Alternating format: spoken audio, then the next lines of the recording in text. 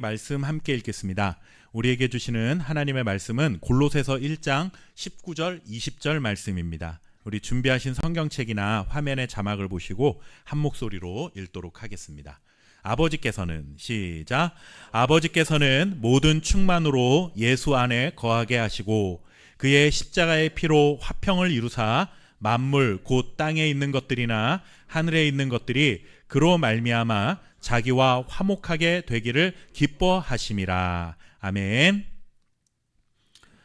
우리는 지난 주일에 예수님은 누구십니까? 라는 질문에 앞에서 바울이 전한 첫 번째 답변이 무엇인지를 살펴보았습니다. 또 한 주가 지났으니 무엇이었는지 우리의 생각 속에 기억에 날 리가 없겠죠. 네, 예수님은 세상을 창조하신 창조주이시며 만드신 세상을 다스리시는 통치자이십니다 라는 그런 말씀을 나눴습니다. 그러면서 하나님이 창조주시고 이 땅을 다스리시는 통치자라는 것을 아는 것도 중요하지만 그것이 우리의 삶에 어떻게 적용되어야 하느냐, 우리도 하나님을 나만의 하나님으로만 믿지 말고 세상을 다스리시는 그 하나님의 마음을 품고 세상을 향해 눈을 들 수 있는 그리스도인으로 살아가자라는 말씀을 드렸습니다. 세상 만물이 주님에게서 나왔고 주님으로 말미암아 나왔고 그리고 주님을 위하여 창조되었다라고 하는 이 말 앞에 우리의 믿음의 시선이 나의 그런 삶에만 갇혀 있지 않고 하나님이 만드신 온 세상을 향할 수 있어야 된다. 그래야만 그리스도인으로서 마땅히 이 땅을 살아가야 될 그 자리에서 영적인 책임감을 가지고 살아갈 수 있는 그러한 사명이 우리에게 마음에 확신하게 새겨질 수 있는 그러한 축복이 있는 것이죠. 오늘은 이 예수님에 대한 이 바울의 찬가 속에서 발견되게 되는 두 번째 답변을 통해서 함께 말씀을 나눠보려고 합니다. 질문은 같습니다. 예수님은 누구신가? 라는 이 질문 앞에 우리는 어떤 답을 가지고 살아가야 하는가? 골로새서 19장에서 20절 말씀을 통해 발견할 수 있는 두 번째 답은 이것입니다. 예수님은 십자가로 화평을 이루시고 만물, 땅에 있는 것들이나 하늘에 있는 모든 만물이 하나님과 화목하게 하신 분이다 라고 하는 사실입니다. 예수님은 만물을 창조하셨을 뿐만 아니라 만물을 화해시켜 주신 화해자라는 뜻입니다. 자, 이 메시지는 특히 분열과 혐오로 물든 오늘을 살아가고 있는 우리들에게 아주 절실한 메시지가 아닌가라는 생각이 듭니다. 최근 우리나라의 상황뿐만 아니라 전 세계의 분위기가 이전에 비해서 굉장히 많이 냉랭해졌습니다. 사실 최근 몇 년 동안에는 나라와 나라가 전쟁을 하고 다툼이 일어나는 것이 국지적인 어떤 그런 분쟁만 있었을 뿐이지 정말 군사적인 무기를 앞세워서 전쟁을 하는 일이 거의 없었는데 몇 년 최근에 들어서는 이렇게 무기를 동원해서 전쟁을 하는 일들이 잦아지고 있습니다. 2차 세계대전이 끝난 이후에 자유주의를 대표하는 미국과 그리고 또 사회주의를 대표하는 구소련을 중심으로 세계는 소위 냉전 시대를 살았죠. 서로 교류를 하지 않는 것입니다. 자유주의 국가들은 자유주의 국가들끼리 뭉치고 또 사회주의 국가들은 사회주의 국가들끼리 뭉쳐서 서로를 적대시하고 상대와 교류를 하는 것이, 저 나라와 내가 교류를 하는 것이 나에게 유익이 되어도 이념이 다르고 사상이 다르면은 절대 교류하지 않는 것, 이것이 바로 냉전 시대의 특징이었죠. 그러다가 점점 이런 냉전의 벽이 허물어지기 시작했습니다. 이념이 다르고 정치적인 신념이 달라도 우리 서로에게 이익이 된다면 교류합시다 라고 하는 것입니다. 교류하면서 지내보자라는 그런 시대로 변했습니다. We are the world 라는 그런 말들을 들어보셨을 것입니다. 이는 우리는 하나의 세계다 라고 하는 이 세계화 물결이 전 세계의 흐름이 된 그런 시대를 우리는 살아온 것입니다. 인종, 국가, 종교 이런 계층의 차이를 넘어 함께 살아가는 존재라는 의식을 가지고 나만 잘 살면 되는 것, 내 나라만 잘 되면 되는 것이 아니라 그 생각을 넘어서 내가 잘 살고 있어도 지구편 다른 쪽에 고통당하는 사람들이 있다면 이 문제는 함께 살아가는 우리가 함께 해결해가는 문제라는 의식을 갖기 시작한 그러한 시대를 맞이하게 된 것입니다. 그러다가 최근 들어 코로나 이후에 세계 경기가 굉장히 급격히 위축되다 보니 분위기가 다시 바뀌기 시작했습니다. 자국 중심주의로 다시 환환하면서 최근에는 우방국이라고 했던 나라들끼리도 교류를 단절하거나 축소해가는 분위기가 팽배해지고 있습니다. 이런 분위기 속에 개인들도 다른 사람의 고통이나 우리가 함께 살아가는 어떤 공동체의 이익을 위해 내 것을 손해보는 그런 손해를 감수하기보다는 내 이익을 우선시하는 개인주의 사상에 빠져들고 있습니다. 이런 분위기가 점점 깊어지는 가운데 최근 우리나라 정치 환경과 맞물리다 보니 나와 다른 생각을 가진 사람들을 배타적으로 여기고 그리고 또 타협과 조율의 대상이 아니라 이제는 갈등과 혐오의 대상으로 여기는 이 양극단으로 치닫는 상황이 우리 눈앞에 펼쳐지고 있습니다. 겉으로만 보면 이전 그 어떤 시대보다 우리는 문명이 발달한 시대를 살고 있습니다.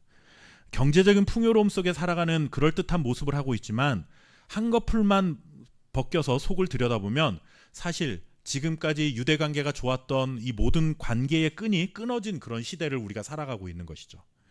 한 집에 살고 있지만 가족끼리도 마음이 멀어져 있고, 같은 직장에서 같은 팀이지만 서로 시기하고, 같은 교실에서 공부하는 친구지만 그저 이겨야 할 경쟁의 대상으로만 여겨지고, 심지어 같은 교회 안에서도 마음의 벽을 높이 쌓아두는 일들이 어느 특정한 한두 사람만의 이야기가 아니라는 것에 우리 모두가 동의하게 될 것입니다.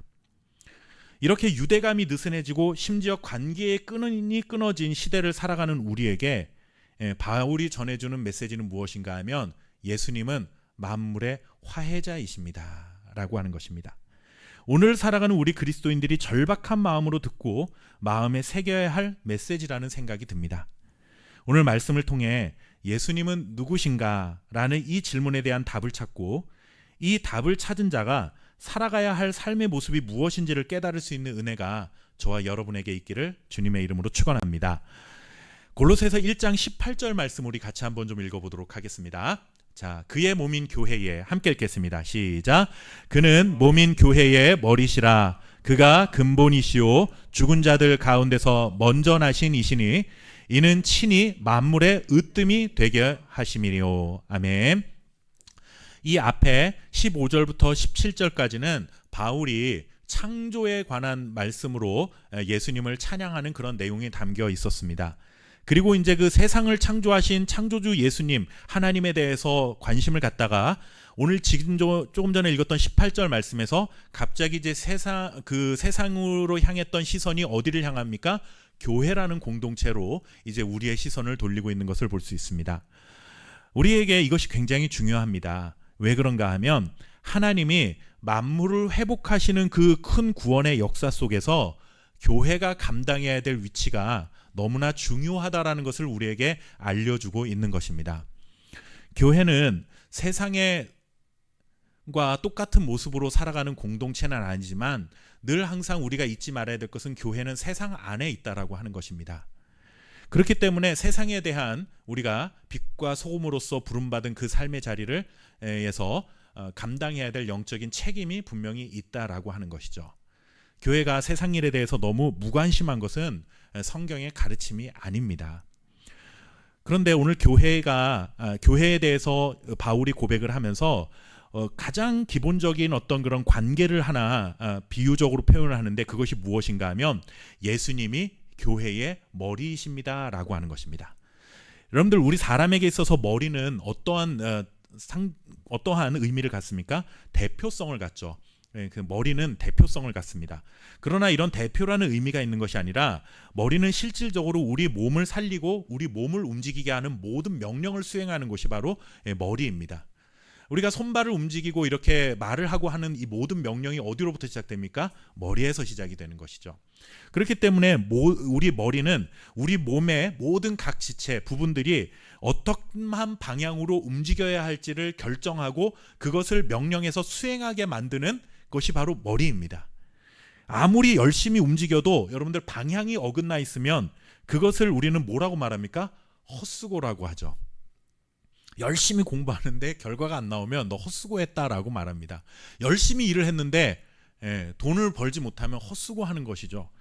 이게 속된 말로 우리가 그런 것들을 비유적으로 헛발질한다고 그러지 않습니까? 축구 선수가 앞에서 공격수가 상대편 골문 앞에서 열심히 뛰어다니는데 공만 오면은 자꾸 여러분들 공을 못 차고 이렇게 허공을 가른다. 그 헛발질한다고 그러잖아요. 그럼 그 선수에게 뭐라고 합니까? 열심히 뛰었으니까 괜찮아 이렇게 말하지 않습니다. 맨날 헛발질만 하다가 일을 그르쳤다라고 말을 하죠. 요즘 사람들 참 열심히 삽니다. 뭐 어느 때보다도 열심히 삽니다. 그런데 아무리 열심히 살아도요, 그 방향이 잘못되면 그 열심이 헛수고가 될 수밖에 없다라는 것이죠. 오히려 열심히 산 것 때문에 더 큰 실패와 상처를 가져다 줍니다. 그러니까 열심은 일단 방향이 제대로 설정된 이후에 열심을 내어야 하는 이런 순서가 있는 것입니다. 현재 우리나라 정치적 상황을 한번 보십시오. 사람들이 정치에 신물이 난다, 정치에 관심 없다 하시는 분들이 정말 많아졌습니다. 그런데 또 한편에서는 그 어느 때보다도 많은 사람들이 자신의 정치적인 신념과 이념에 따라 행동하는 그런 이상한 시대를 또 우리는 살아갑니다. 이렇게 열심을 내는데 결과는 어떻습니까?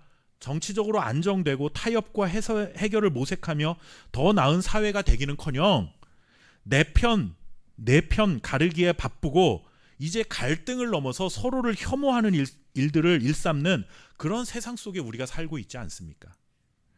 방향을 잃은 열심이 얼마나 무서운 결과를 초래하는지 단적으로 보여주는 예라고 생각을 합니다.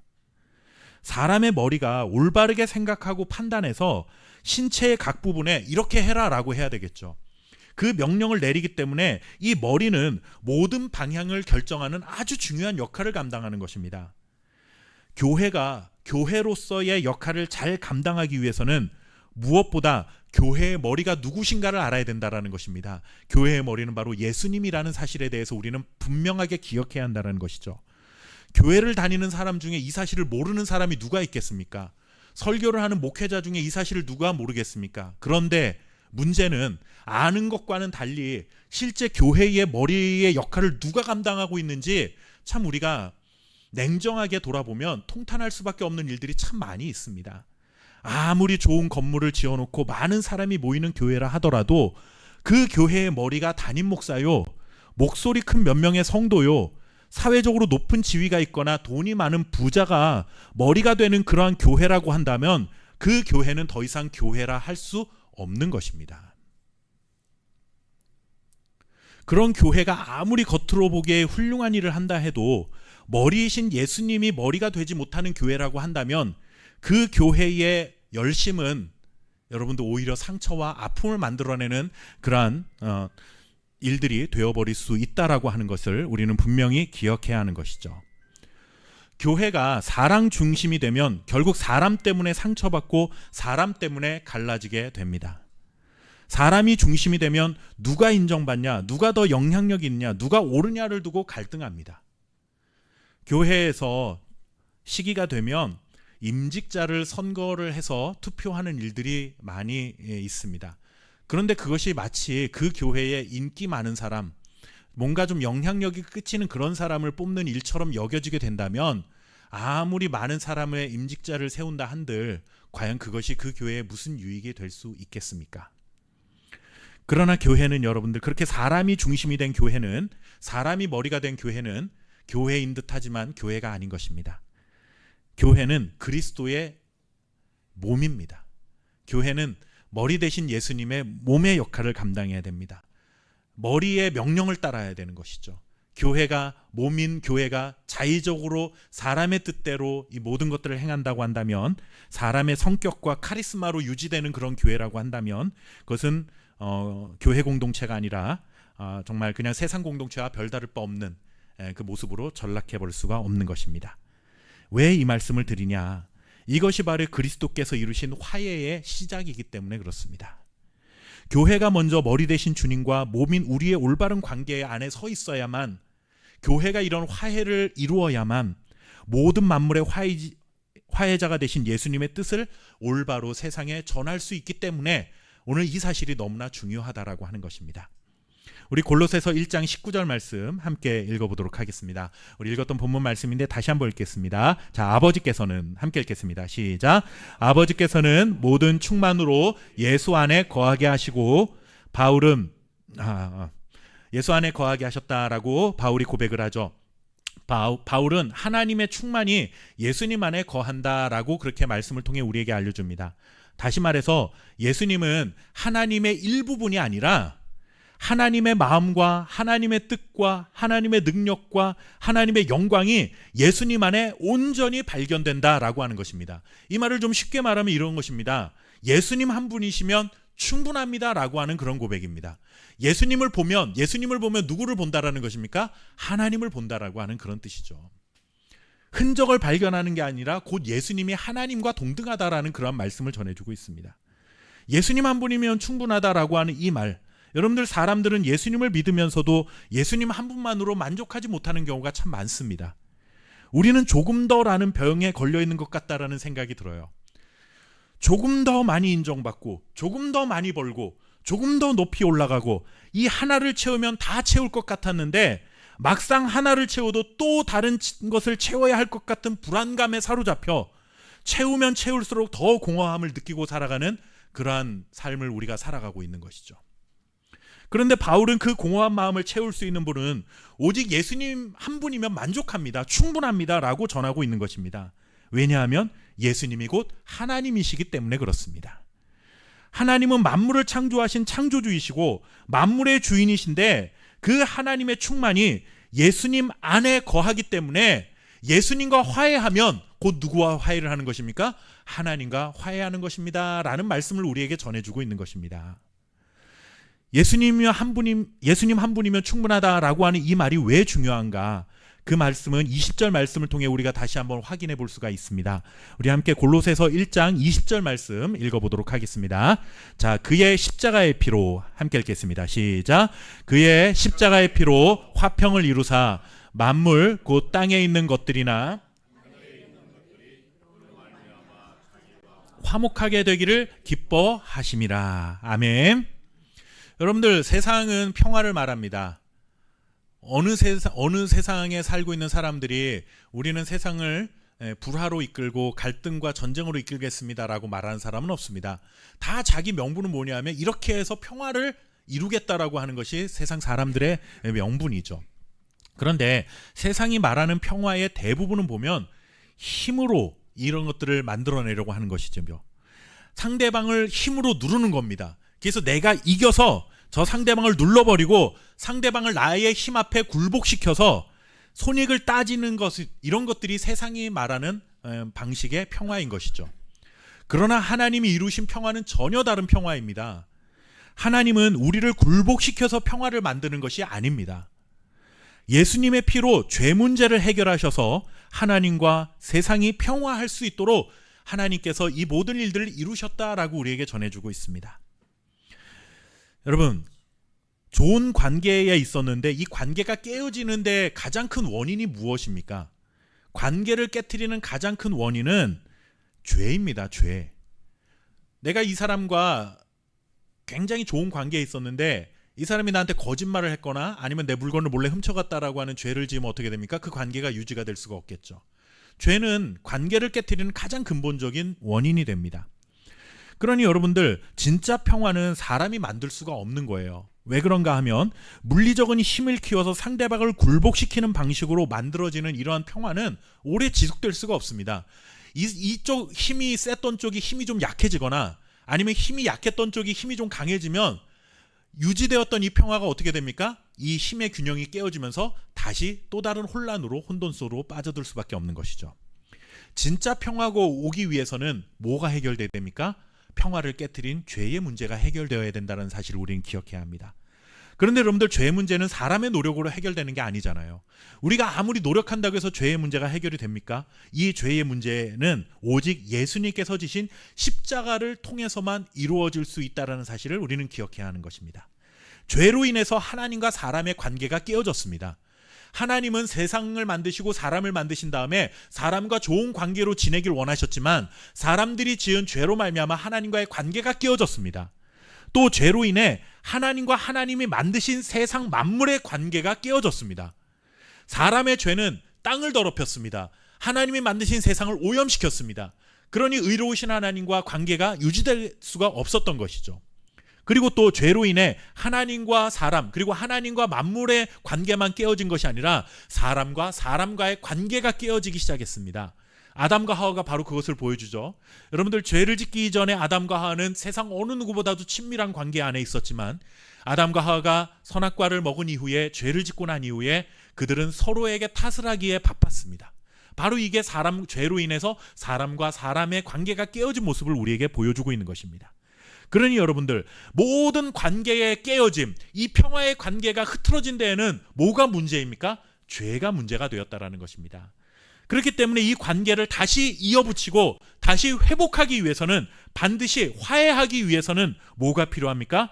죄의 문제를 해결해야만 평화가 찾아오고 둘의 깨어진 관계를 화해할 수 있는 기회가 열리게 되는 것입니다. 이 모든 것을 가능케 하신 분이 누구십니까? 바로 예수님이다. 바울이 우리에게 전해주고 싶었던 것은 바로 이것입니다. 예수님 한 분이면 만족합니다. 예수님 한 분이면 충분합니다. 예수님 안에 모든 충만이 거합니다라고 하는 이 말은 곧 무슨 말인가 하면, 예수님 한 분을 통해서 죄로 인해 깨어졌던 하나님과 우리와의 관계가 화해가 되었고, 죄로 인해 깨어졌던 하나님과 온 세상 만물이 화해하게 되었고, 죄로 인해 깨어졌던 나와 다른 사람과의 관계가 화해가 되는 이런 진정한 평화가 임하게 되었습니다 라고 우리에게 말해주고 있습니다. 죄로 인해 하나님과 사람, 하나님과 만물, 사람과 사람 사이의 관계가 깨어지고 평화가 다 깨어졌지만, 하나님이 그런 세상을 포기하지 않으시고 다시 화해하시고 회복하시기 위해 예수님을 우리에게 보내주셨다라고 하는 말씀입니다. 만물이 어떻게 화해합니까? 우리가 어떻게 화해할 수 있습니까? 예수님이 십자가에서 하나님과 우리 사이에 막힌 담을 허무셨고, 그 화해의 능력이 이제 우리의 관계와 공동체와 그리고 하나님이 만드신 모든 세상을 회복의 길로 이끄셔서 화해하도록 이끌어 주셨다라고 하는 말씀을 우리는 기억해야 하는 것이죠. 그리고 교회는 그 회복의 시작입니다. 교회가 그러한 화해, 회복을 경험해야만, 그것을 보여주는 공동체가 되어야만, 교회는 십자가로 이미 화해를 이룬 공동체라는 사실을 세상 앞에 먼저 맛보고 그러한 것을 증명해 보일 수 있는 공동체로 살아야 한다는 것이죠. 그런데 오늘날 교회의 모습은 어떻습니까?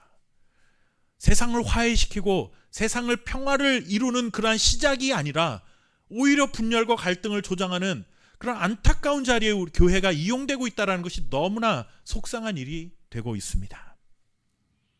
교회가 화해를 포기하면요, 복음의 능력을 잃는 것이나 마찬가지입니다. 우리가 전하는 복음은 한 사람 개인의 구원, 당신이 예수 믿어서 구원받고 천국 가세요, 이런 차원에서 머물러 있어서는 안 되고, 세상을 향해 화해자의 역할을 감당할 수 있는 것이 진정한 복음의 능력이라고 하는 사실을 기억해야 하는 것이죠. 이것이 바로 교회가 그리고 또 성도가 짊어져야 될 사명입니다. 예수님이 이루신 화해를 경험한 교회와 성도는 그에 걸맞은 삶을 살아야 합니다. 이제 마지막으로 여러분들에게 다시 한번 묻겠습니다. 나는 예수님의 화해를 받은 사람답게 살고 있습니까? 화해는 상대가 먼저 사과하면 그냥 시작되는 일이 아닙니다. 예수님의 십자가가 무엇을 보여줍니까? 우리가 하나님께 먼저 손 내민 게 아닙니다. 하나님이 우리에게 먼저 손을 내미신 것을 보여주기 위한 것입니다. 상대방이 나에게 화해하러 올 때까지 기다리라는 것이 아니라 우리가 먼저 화해의 손길을 뻗어야 한다는 것입니다. 로마서 5장 8절 말씀 우리에게 분명히 이렇게 기록합니다. 함께 이 말씀을 읽어보도록 하겠습니다. 자, 우리가 아직 죄인 되었을 때에, 시작. 우리가 아직 죄인 되었을 때에 그리스도께서 우리를 위하여 죽으심으로 하나님께서 우리에 대한 자기의 사랑을 확증하셨느니라. 아멘. 예수님을 통해서 하나님과 우리가 어떻게 화해가 됩니까? 죄인이었던 우리에게 하나님이 먼저 예수님을 보내주시면서 우리를 얼마나 사랑하시는지 그것을 증명해 보이셨다라는 말씀입니다. 화해는 바로 이런 결단에서 시작되는 겁니다. 내가 먼저 한 걸음 다가가겠다라는 것입니다. 내가 먼저 말을 걸겠다라는 것입니다. 내가 먼저 풀어보겠다라는 것입니다. 그런데 여러분들, 이게 정말 어렵지 않습니까? 내 마음에 상처를 주고 나와 관계가 깨어진 사람에게 먼저 말을 하고 먼저 화해의 손길을 뻗어라. 교회에서 다 그렇게 가르치고 그렇게 알지만 이렇게 살기가 정말 생각처럼 쉽지가 않습니다. 그럴 때마다 우리 마음속에 이런 생각이 올라오죠. 내가 먼저 화해하고 내가 먼저 손을 내밀면 내가 지는 거잖아. 자꾸 이런 소리가 내 마음을 어렵게 만듭니다. 내가 먼저 이렇게 손을 뻗으면 나만 손해보는 거 아니야? 이런 생각이 자꾸 우리의 마음을 엉뚱한 곳으로 가게 만든다라고 하는 것이죠. 그런데 여러분들, 십자가는 우리에게 뭐라고 말합니까? 지는 게 아니라 그게 바로 사람을 살리는 거야. 그게 바로 생명을 살리는 길이다. 화해는 내 자존심을 세우는 일이 아니라 관계를 살리고 깨어진 이 평화의 관계를 다시 화해로 이끄는 놀라운 능력이 됨을 믿으시기 바랍니다. 관계를 살리는 길이 결국 내 마음을 살리는 겁니다. 교회를 살리고 가정을 살리고 우리가 속한 사회를 살리는 길이고, 나아가 만물을 하나님과 화해하게 만드는 일이라는 것을 예수님의 십자가가 우리에게 분명히 보여주셨습니다. 사랑하는 성도 여러분, 가장 먼저 가정에서 화해하십시오. 가정은 사랑하기 때문에 더 많은 상처가 있습니다. 가까우니까 말이 더 날카로워지죠. 우리 옆에 있는 사람에게 함부로 말하지 않는데 가족에게는 그렇게 또 함부로 말을 합니다. 그래서 사랑하기 때문에 더 상처받습니다. 왜 그것도 못해? 너는 왜 맨날 그 모양이야? 그런데 여러분들, 성도님들, 말 한마디가요 집안 분위기를 바꾸고 공기를 바꿀 수 있습니다. 당신은 왜 그래? 대신에 너도 많이 힘들었겠지. 당신 힘들었겠네. 내 말 좀 들어. 대신에 내가 이렇게 잘 설명해 볼게. 이 작은 말 한마디가 화해의 시작이 될 수 있다는 것입니다. 오늘 집에 가실 때 마음에 한 사람, 그 딱 한 사람 한번 떠올려 보십시오. 그리고 딱 한 문장만 바꿔보십시오. 그 한 문장이 십자가의 화해를 우리 가정에 흘려보내는 첫걸음, 물꼬를 트는 기회가 될 수 있을 것입니다. 또 직장에서 화해를 이루어 보십시오. 직장에서는 우리가 매우 예민해지고 거칠어집니다. 성과, 평가, 경쟁이 우리를 조급하게 만들죠. 그래서 속으로는 알면서도 말이 굉장히 험하게 나갈 때가 있습니다. 그럴 때 우리는 이렇게 기억해야 됩니다. 나는 십자가를 통해 화해를 이룬 사람이다. 그러니 먼저 이렇게 말해 보십시오. 수고하셨습니다. 제가 좀 무리하게 말했네요. 미안합니다. 제가 돕겠습니다. 이 작은 말들이 내가 일하는 일터를 바꿀 수가 있습니다. 그리고 또 교회 안에서도 화해해야 합니다. 교회는 가장 거룩해야 하는 곳이라서 오히려 기대가 큰 곳이죠. 그러니 기대가 크기 때문에 사실 서운함도 커집니다. 다른 데서는 에이 세상이니까 그렇지 라고 넘길 수 있는 것도, 교회 와서 뭔가 좀 조그만한 마음의 상처가 되는 말을 들으면 성도가 저렇게 그런다고 그러고 목사님이 저렇게 말한다고 그러고 굉장히 서운해합니다. 왜 나만 일하는 것 같지? 왜 저 사람은 항상 저러지? 우리의 마음속에 그런 생각이 들 수 있어요. 그런데 여러분들, 교회가 기억해야 될 사실이 있습니다. 교회는 상처가 없는 사람들이 모여있는 공동체가 아니라 치유가 필요해서 십자가 아래서 그 치유를 경험하고 예수님과 화해를 이루고 회복을 이루겠다라고 온 사람들이라는 것입니다. 병원에 가면 건강한 사람들이 입원해 있습니까? 아픈 사람들이 입원해 있습니까? 병원에 입원해 있는 사람은 아픈 사람이에요? 건강한 사람이에요? 아픈 사람들이죠. 병원에 입원해 있으면서 도대체 저 사람 왜 이렇게 아프다고만 말하냐고 그렇게 말할 수 없는 겁니다. 교회도 마찬가지입니다. 예수님의 십자가의 그 은혜가 필요해서, 그 사랑이 필요해서, 그 은혜와 사랑 없이는 내 상처난 마음을 회복할 수가 없다는 것을 알기에 여기에 모여 있는 거예요. 그러니 아프고 힘든 게 당연하죠. 그런 사람들을 우리가 감싸주고 위로해 주는 것은 교회의 역할인 것은 당연한 것입니다.